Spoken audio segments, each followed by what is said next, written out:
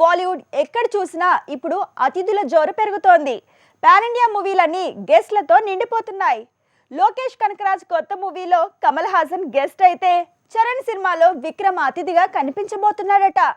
ఇలా ఇప్పుడు pan India movie అంటేనే గెస్ట్ హౌస్ గా మారుతోందా? Take a look. విక్రమ్ మూవీలో సూర్య గెస్ట్ గా కనిపించాడు. కమల్ మూవీకి తోడయ్యాడు. ఇప్పుడు అదే సినిమా డైరెక్టర్ లోకేష్ కనకరాజ్ తీస్తున్న సినిమాలో కమల్ హాసన్ అతిథిగా మారాడు. విజయ్ దళపతి 67 మూవీలో గెస్ట్ రోల్ వేయబోతున్నాడట కమల్. అలా ఈ మూవీకి పాన్ ఇండియా అప్రోచ్ ను ప్లాన్ చేశాడు లోకేష్.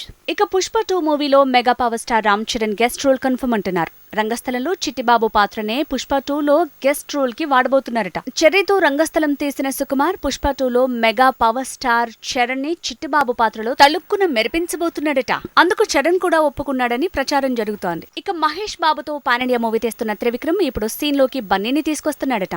అలా వైకుంఠపురంలో అంటూ అల్లు అర్జున్ కి బ్లాక్ బస్టర్ ని ఇచ్చాడు మాటల మాంత్రికుడు. ఇప్పుడు మహేష్ తో సినిమా తీస్తున్నాడు. అందులోనే గెస్ట్ రోల్ తో బూస్ట్ ఇవ్వబోతున్నాడట.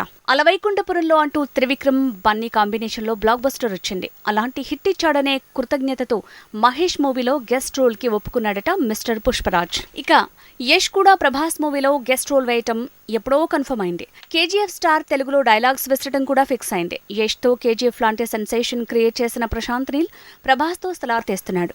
అందులోనే రాఖీ భాయ్గా గెస్ట్ అపియరెన్స్ తో యష్ షాక్ ఇవ్వబోతున్నాడు.